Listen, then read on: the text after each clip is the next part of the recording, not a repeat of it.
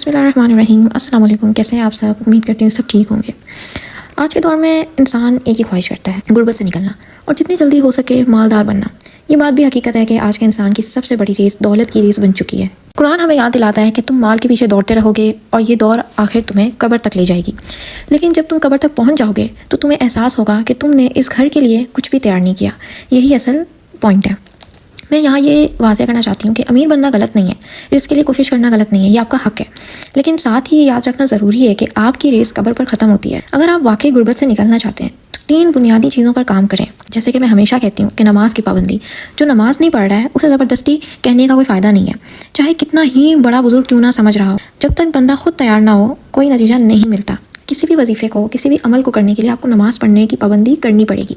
گناہوں سے بچنے کی کوشش، پرفیکٹ کوئی بھی نہیں ہوتا ہے، لیکن گناہوں سے بچنے کی نیت بہت بڑی چیز ہے۔ حلال رزق کی کوشش، چاہے تھوڑا ہو لیکن حلال ہو، جو بھی آپ رزق کما رہے ہو وہ حلال ہو۔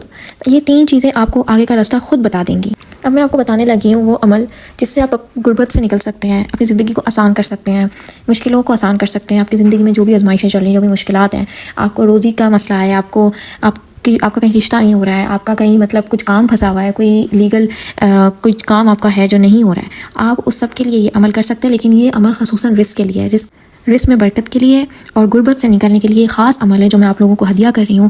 اگر آپ غربت سے نکلنا چاہتے ہیں تو قرآن کی ایک یہ آیت آپ 21 دن پڑھنی ہے آپ نے، ٹھیک ہے؟ سورہ صفات کی آیت نمبر 79، سلام علی نوح فی العالمین۔ آپ نے یہ 3 بار پڑھنا ہے اور آگے پڑھنا ہے الحمدللہ رب العالمین۔ آپ 3 دفعہ پڑھیں گے سلام علی نوح فی العالمین، آپ نے ایسے 3 دفعہ پڑھ کے اس کے آگے پڑھنا ہے الحمدللہ رب العالمین۔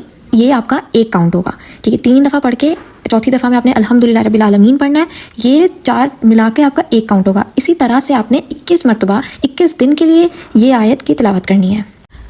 آپ فجر کے بعد پڑھ سکتے ہیں، آپ عشاء کے بعد پڑھ سکتے ہیں، یا کسی بھی نماز کے بعد، کوئی پابندی نہیں ہے، صرف استقامت چاہیے، اس کے لیے صبر چاہیے۔ کوئی بھی ٹائم ہو جس میں آپ فری ہو، کاموں سے فری ہو گئے ہو، آپ کسی بھی ٹائم پڑھ سکتے ہیں۔ اس عمل کو 21 دن لگاتار کریں، مجھ پر یقین کریں آپ کے دن بدلنے لگیں گے، آپ غربت سے نکلنا شروع ہو جائیں گے، اللہ ایسے راستے کھول دے گا جن کا آپ نے سوچا بھی نہیں ہوگا۔